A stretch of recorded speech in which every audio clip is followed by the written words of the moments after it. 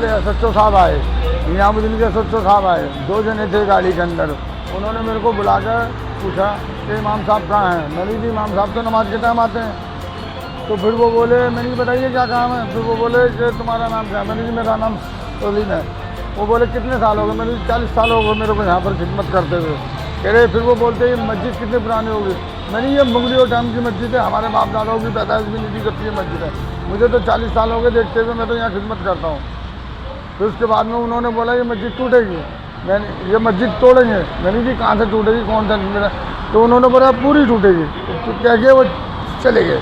फिर इमाम साहब हमारे जो वो थाने गए, तो इमाम साहब से उन्होंने थाने में बात करी, और वो इमाम साहब बताएंगे आपको क्या बात करें। बच्चों को पहचानता हूँ, तकड़ा सा है, गोरे से हैं। उनको मैं पहचान लूँगा, 10,000 में भी पहचान लूँगा। मैं आदमी को भूलता नहीं हूँ। मैं एक बार देख लेता हूँ, फिर कभी नहीं भूलता मैं। इसमें यहाँ तो देखो मेरे से कोई बातचीत नहीं हुई। यहाँ तो हमारे जो सलीम साहब रह रहे हैं, इससे SHO की बात हुई है। जो भी बात हुई है मेरी यहाँ कोई बातचीत वैसे तो नहीं थी, बल्कि मैं थाने गया था। तो वहाँ थाने से भी 2-4 मिनट में बात हुई, इतने उनके अफसर आ गए। तो मैंने पूछा भी सर वो क्या बात है। वैसे भाई वैसे है कि आपकी मस्जिद को मतलब जैसे वो केस हार गए हैं, मैं क्या है वो चीज़ मुझे तो इतनी इल्म नहीं है केस हारने की, तो मुझे पता नहीं है, मैं बाहर नहीं अगर वो मस्जिद को तोड़ने के क्या वो है। तो उसने मुझे कोई जवाब नहीं दिया इस बारे में, तोड़ने के बारे में कोई जवाब नहीं दिया। हाँ, कोई सही जवाब नहीं दिया। और उसके बाद फ़ौरन ही वो अफसर आ गए उनके बड़े। फिर मेरा नाम नफीसा है, मुतवल्ली की बीवी हूँ। और मेरे शौहर के जो फादर थे चांद खान, वही देख रेख करते थे मस्जिद की। उनके बाद से मेरे शौहर करने लगे। तो हमारे ख़ानदान से ही चले आ रहे हैं देखभाल करने के लिए। ये तो इन्होंने जानबूझ के करा है कि जी मस्जिद नहीं है वहाँ। इन्होंने झूठ बोला मस्जिद नहीं है। लोकल कमिश्नर की रिपोर्ट में भी मस्जिद है, DDO के रिकॉर्ड में भी मस्जिद है, जो सरकारी महकमे हैं उनमें सब में है कि मस्जिद है। लेकिन इन्होंने ये कहा कि जी मस्जिद है ही नहीं वहाँ पे। कोर्ट को गुमराह रखा है, यानी कि कोर्ट को धोखा दिया कि जी मस्जिद नहीं है वहाँ। और मस्जिद आप भी देख रहे हो मस्जिद है, और इतनी पुरानी मस्जिद है। इसकी ईंट भी निकाल के देखोगे ना, लखोरी ईंट, जो पुराने ज़माने की मुग़लों के ज़माने की ईंटें हैं। और ईंट भी निकाल के देखोगे, जो इसके नंबर होते हैं वो भी मुग़लों के ज़माने के ही लिख लेंगे, मसाला भी वही लिख लेगा मुग़लों के ज़माने का। बहुत पुरानी मस्जिद है ये। देखिए, ये पूरी लाल मस्जिद, कब्रिस्तान और लाल मस्जिद 12 एकड़ की एक जगह है। चूँकि ये कब्रिस्तान है और मस्जिद है, तो इवन अदरवाइज़ ये वक्फ ज़मीन मानी जाएगी as per the order of supreme court. बहुत सारे ऑर्डर हैं कि जहाँ कब्रिस्तान है, जहाँ मस्जिदें हैं, दरगाहें, वो वक्फ की ज़मीन मानी जाएगी। लेकिन इसके अलावा भी 1970 का गज़ट है दिल्ली सरकार का, जिसमें इसको डिक्लेयर किया गया कि ये वक्फ की ज़मीन है। हमारे मुल्क में गज़ट नोटिफिकेशन से बड़ा कोई और डॉक्यूमेंट नहीं होता रेवेन्यू रिकॉर्ड की, जहाँ तक बात करी जाए। तो रेवेन्यू रिकॉर्ड के मुताबिक ये वक्फ बोर्ड की ज़मीन है। जब वक्फ बोर्ड की ज़मीन है तो यहाँ पर हमारे इस मुल्क में क्या हो रहा है दरअसल कि जितनी वक्फ बोर्ड की ज़मीनें हैं उसमें बहुत सारी ज़मीनों को भारत की सरकार क्लेम करती है कि हमारी ज़मीन है। वो किस बेस पे क्लेम करते हैं ये कभी कोई नहीं जानता कि आखिर उनका बेस क्या क्लेम करने का। चूँकि वो भारत की सरकार है, वो ताकतवर हैं, तो उस ताकत की बेस पर वो लोग क्लेम करते हैं। बिल्कुल ऐसे ही जैसे माफिया लोग होते हैं ना, मैं ताकतवर हूँ तो मेरी चीज़ हो गई, ऐसे ही इसको ये करते हैं। भारत सरकार ने एक अलॉटमेंट किया CRPF के फेवर में इस ज़मीन का, जिस अलॉटमेंट लेटर में उन्होंने लिखा कि इसकी कब्ज़ा जो है इसका वो CRPF लेने की जिम्मेदारी होगी, कब्रिस्तान और मस्जिद को छोड़ दिया जाएगा।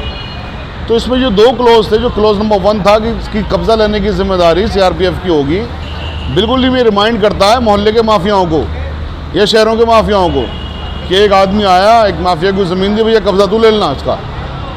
तो यहाँ पर CRPF ने बिल्कुल इस तरह से काम भी किया, बिना नोटिस के, बिना किसी ऑर्डर के, बिना कोई कानूनी प्रक्रिया अपनाए हुए यहाँ पर ला करके पुलिस की गाड़ियाँ खड़ी कर दी, CRPF की गाड़ियाँ खड़ी कर दी और यहाँ पर उन्होंने खुदाई शुरू कर दी कब्रिस्तान की। हम लोग यहाँ पर जब पहुँचे, खुदाई हो रही थी, हमने कहा भाई इसमें तो स्टे है, आप खुदाई नहीं कर सकते। तो उन्होंने ये कहा कि लोअर कोर्ट का स्टे हम नहीं मानता, हाई कोर्ट से लेके आइए। हमने सेम डे हाई कोर्ट में पिटीशन लगाई, हाई कोर्ट से स्टे करवाया, वो फिर भी नहीं रुके, वो करते रहे। उसके बाद में यहाँ पर लोगों का आना जाना शुरू हुआ। यहाँ पर वक्फ बोर्ड के उस वक्त चेयरमैन अमानतुल्लाह साहब होते थे, आज भी वही हैं, बीच में हट गए थे। अमानतुल्लाह साहब ने यहाँ पर तहरीर दी थाने में, निज़ामुद्दीन थाने में FIR दर्ज करवाने के लिए CRPF के ख़िलाफ़। ये दरअसल थाने में आती है इसके लोधी कॉलोनी के, उनसे कहा गया भाई लोधी कॉलोनी में करिए, उन्होंने लोधी कॉलोनी में नहीं करी, क्यों नहीं करी वो जाने, या करी तो उस पर आज तक कोई एक्शन क्यों नहीं लिया गया। थाने अगर FIR नहीं कर रहा है तो एक तरीका ये है कि आप कोर्ट में जाइए, 156 क्लॉज 3 CRPC के अंदर आप फाइल करिए मुकदमा, इस्तगासा फाइल करिए, वो नहीं फाइल किया गया। तो इससे क्या हुआ, उनकी हिम्मतें खुलती गई। उन्होंने पहले थोड़े से एरिया में कब्रिस्तान में कब्ज़ा किया, फिर पूरा कब्रिस्तान कब्ज़ा कर लिया। जहाँ सैकड़ों साल से लोग दफन थे, उनकी लाशों को भी निकाल के कहाँ फेंका पता नहीं कोई, क्योंकि यहाँ पर कई फ्लोर डाउन मेरे ख्याल है बेसमेंट की खुदाई भी हो रही है, तो लाशें तो वहाँ बची नहीं होंगी अब। उसमें कई स्वतंत्रता संग्राम सेनानियों की भी लाशें थी जो उनके साथ में बेहुरमती हुई, ये अपना आप में एक दुख की बात है। तो ये सारी की सारी चीज़ें की, वक्फ बोर्ड सोता रहा। चलिए आज वक्फ बोर्ड जागा है, इन्होंने यहाँ बोर्ड लगाया है अपना, अमानतुल्लाह साहब भी यहाँ पर आए, उन्होंने कहा जी इसको कोई नहीं आ सकता है, हमारा ट्रिब्यूनल मुकदमा पेंडिंग है।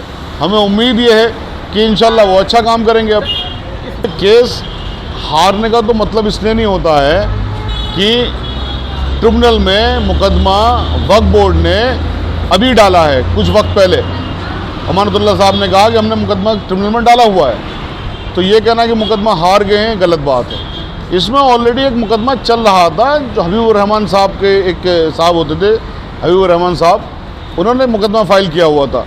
तो उन्होंने एज ए वक्फ प्रॉपर्टी मुकदमा नहीं फाइल कर रखा था, एज ए मुतवल्ली वक्फ प्रॉपर्टी मुकदमा फाइल नहीं कर रखा था, उन्होंने अपना मुकदमा दूसरे उसमें एस्पेक्ट में फाइल किया हुआ था। वो मुकदमा अब दिल्ली पुलिस के लिए हार गए, तो उस मुकदमा हारने से इस प्रॉपर्टी की स्टेटस चेंज नहीं हो जाता, इस प्रॉपर्टी के क्षेत्र को फर्क नहीं पड़ता, क्योंकि इसमें अब 2 क्लेमेंट हैं। दिल्ली वक्फ बोर्ड जो गजट नोटिफिकेशन के जरिए कहता है मेरी ज़मीन है, जो ऑनरेबल सुप्रीम कोर्ट के बेशुमार ऑर्डर्स हैं, वन से वक्फ ऑलवेज वक्फ, उसकी बिना पे कहता है मेरी ज़मीन है, और एक तरफ सेंट्रल गवर्नमेंट जो कहती है मेरी ज़मीन है, इसे CRPF को अलॉट कर दिए। तो इन 2 फरीकैन का जो निस्तारण होगा, डिसीजन होगा, वो वक्फ ट्रिब्यूनल के माध्यम से होगा। सेक्शन 85 जो भारत सरकार के बनाया हुआ कानून है, वक्फ एक्ट 1995, उसके तहत कोई भी सिविल सूट चल नहीं सकता। तो वो जो ऑर्डर है जिसको दिल्ली पुलिस कहती है कि मुकदमा हार गया, वो सिविल कोर्ट का ऑर्डर है, वक्फ ट्रिब्यूनल का ऑर्डर नहीं है। तो वक्फ ट्रिब्यूनल के ऑर्डर से यहाँ पर सब कुछ होना है। तो यहाँ पर हमारी मांग ये है कि दिल्ली पुलिस को या CRPF को या भारत सरकार को कम से कम कानून को तो मानना चाहिए। जब तक ट्रिब्यूनल में मुकदमा चला तब तक तो नहीं आना चाहिए। दूसरी बात, क्या आपको मस्जिदें और दरगाहें खानकाहीं नज़र आती हैं अलॉटमेंट करने के लिए, कुछ भी करने के लिए? क्या हमारे मुल्क में हमें अपने कब्रिस्तानों में रहने का भी हक नहीं है, अपनी मस्जिद में नमाज़ पढ़ने का भी हक नहीं है?